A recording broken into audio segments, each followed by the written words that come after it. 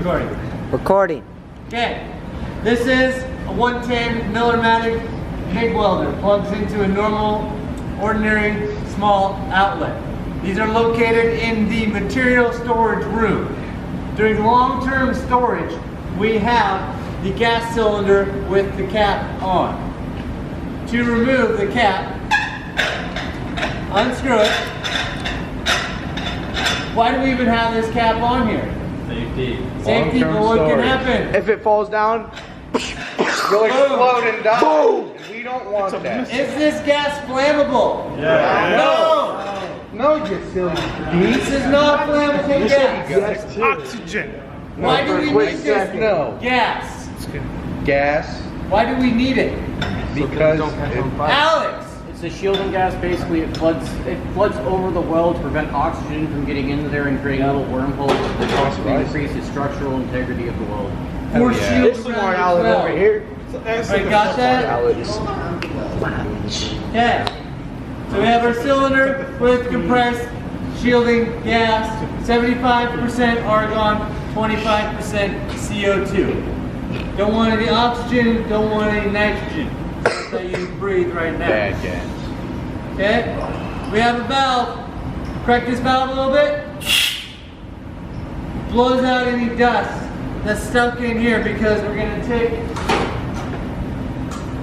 our regulator. And we don't want to blow the dust inside the regulator. So give it a little crack. Also let you know that the tank still has a little bit of gas in it, or a lot. Hand tighten to get it started.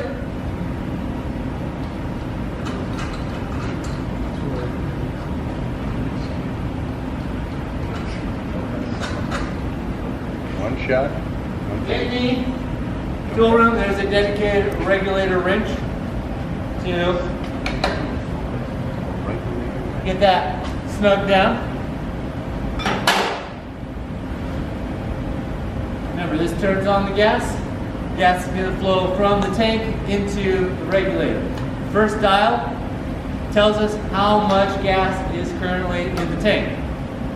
Then the gas goes through the actual regulator part. It's going to reduce the flow of gas to a desired amount, indicated on this needle. So we turn this on.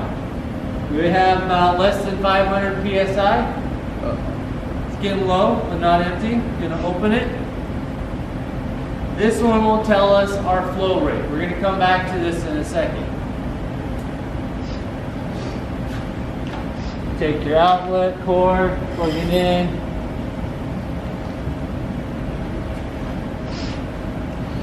Most power switches are either on the front or on the back. No lights, but you can hear a fan running. Inside of here, spool of steel wire with a chart that will guide you with your settings on the welder. I'm coughing or stuff running. We have the MIG gun, metal inert gas, MIG welder, or wire gun, or just a wire feed welder because it feeds the wire through the gun. We have a nozzle. This pops off. We have a contact tip. This unscrews. Typically need to use MIG pliers to take off the contact tip. This is a consumable. It wears out, gets welded shut sometimes, gets replaced. You can see these little holes right here. That's where the gas comes out. This is where the wire comes out. You can hear the drive rollers pull the wire through the gun. This is excessive stick out. We use the MIG pliers to trim it. You got the trigger on the gun. Similar to the plasma cutter, there is a grounding clamp that gets clamped to the metal table or the project itself.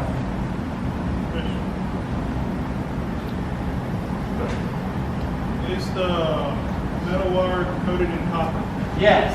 Why? So it doesn't rust. Okay.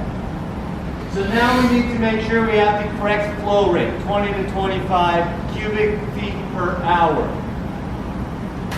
Notice my adjust this, you have to typically do it while you're pulling the trigger. Because if I release it, it doesn't change until you release the gas.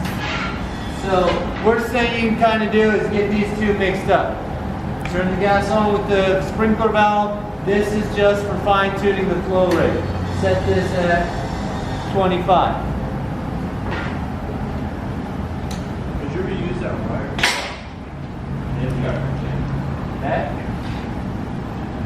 So we have our gun, we have our grounding clamp, you trim the wire. The settings on the front of the MIG welder. You have two things that you can control. The voltage, basically how much electricity, or how much wire is going to come out with the wire speed. So we have voltage and wire speed. Voltage is just going to be typically a number, 0 to 10 on these smaller welders, and then the wire speed is a larger number, more of a percentage, 0 to 100. Those numbers go together. You're never going to have the voltage cranked up all the way and the wire speed basically nothing. They kind of mirror each other equally. So this is currently set at number 6 voltage and 60 wire speed. Getting the settings is the hardest part, but also the most important part. Make sure you have the right settings, because if your wire speed is coming out too fast, it's going to be popping and cracking a lot. If it's not coming out fast enough, you're not putting enough weld on your metal. If there's not enough voltage, it's not penetrating the metal and making the weld. So take time to get it set. The chart inside can walk you through a good starting point. And this welder also has auto set, which you crank this over to the wire thickness, which is most likely 024 or 023, and then you just base it off the gauge. But I'm going to go kind of old school and just go off of 6 for the voltage, 60 for the wire speed. The helmets, auto darkening, make sure it's on, turn it on. Shape 9 or 10 or 11 is a good starting point. Using the smaller welders, you can get by with a lighter shade like 10. 9 is usually a little too light, but you don't need to go all the way up to like 14 or 13. That's pretty dark for these light duty welders. So make sure it's on, turn it off. It does have auto off where it turns off after 10 minutes not being used, or just hold down the power button, save a little bit of battery. There's also some sensitivity settings. Gloves, good idea, especially as things get a little hot in here. Really important that your cords are not kinked, because what happens, try to get some welding done like this. That wire's getting pinched, and it's not going to do its job. So keep your cords nice and smooth coming out of the gun. This one doesn't matter, but still keep your cords nice and clean. Okay, as far as holding the gun, travel speeds, angles, that's a whole nother lesson. This is probably about safety. For those of you that have a helmet, you can watch. For those of you that don't, close your eyes and just listen. You can hear a good weld or a bad weld, just off of what it sounds like. Sometimes I can hear from across the shop. So, being steady is important. I'm not welding, I will tell you when I'm striking an arc. Being stable, we got that athletic, stable, aggressive stance. Not this, oh my gosh, I'm so scared. You want to have points of contact to be stable, control. Typically, you are going to, just like the plasma cutter, go too fast and too high away from the material. You need to keep it close to the material so you get that puddle, and there's also a little bit of weave. Remember, I'm not going super detailed, I'm just going to get it started. Prepare yourself, strike an arc.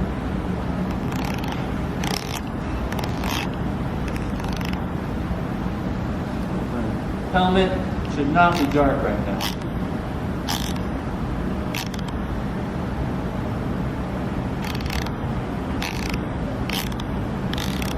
This fancy one has different cutting modes. So now it's in weld mode. Because it should go a light green to a really dark green once there's an arc.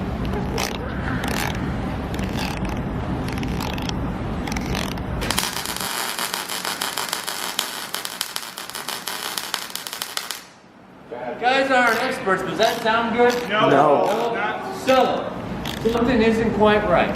It can be a lot of things. It could be you're going too fast with the gun. You're pulling away. Maybe you're too close. Maybe your hose is kinky.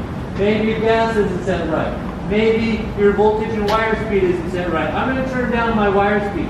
Typically, if your MIG gun is popping and cracking and you feel it kicking back, you either have too much wire speed or not enough electricity, not enough voltage. You got to turn down the wire speed or turn up the voltage. Question.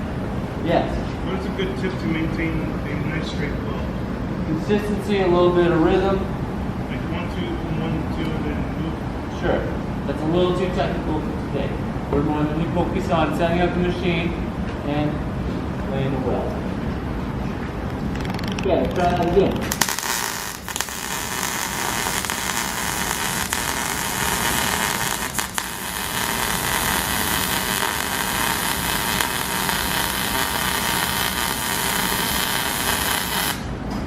Now that's a good weld. Sounded a lot better, a lot more consistent. Still not ideal, but it's close enough to kind of understand, getting comfortable and confident. Then you can learn on, getting everything a little more technical. So, always trim the wire. Cleaning the metal also factors in. If I took the angle grinder and cleaned up the surface, it'd be a lot better of a weld. This is really rusty, that would definitely affect, but it's kind of like in between. It's clean enough that I'm just going to use it. So, you give it just a little more voltage.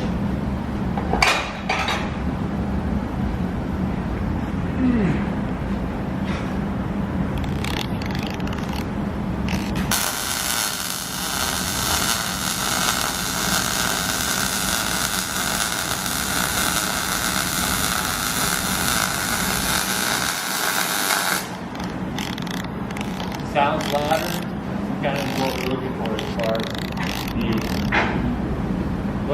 the sound, consistent, not popping and cracking. So, we can all agree that these settings are pretty good. Yes.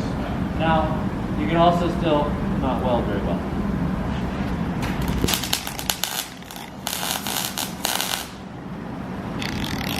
Now, what's going on? You did too far out. Look how much wire is sticking out.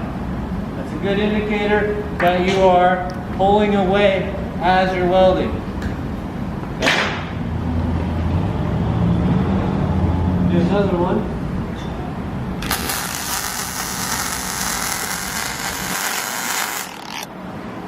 Top speed on that was pretty fast.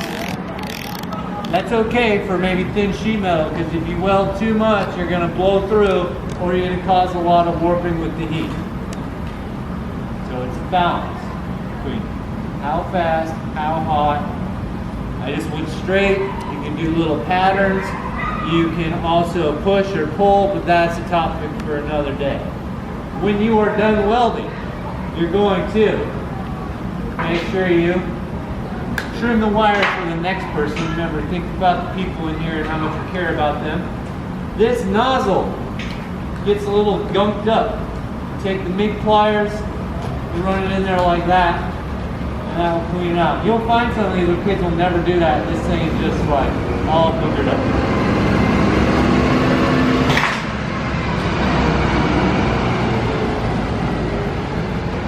Get our cords off the ground. No pun intended. There's the ground right here. Big pliers live here. One helmet per machine. Turn it off. You could zero the settings out for the next person and force them, but sometimes you can leave the settings. Turn the gas off. Remember, we're going to use this valve right here. Righty-tighty. It also tells you which way to turn it to close the cylinder. far as the cap, we will put these on for long-term storage. Any questions? Are these going to be like the stationary that we called out? Yeah, so outside of the demonstration, you'll weld at the welding stations. So most of these welding stations, they do have outlets, or these two do. They don't fit our welders. So we have to run a lot of extension cords out here. That's kind of just how it is. Get used to it. They are connected to a ventilation system. You're going to pull your smoke away from where you're working, you're breathing, and then go up to the roof. Okay? Start tomorrow, man.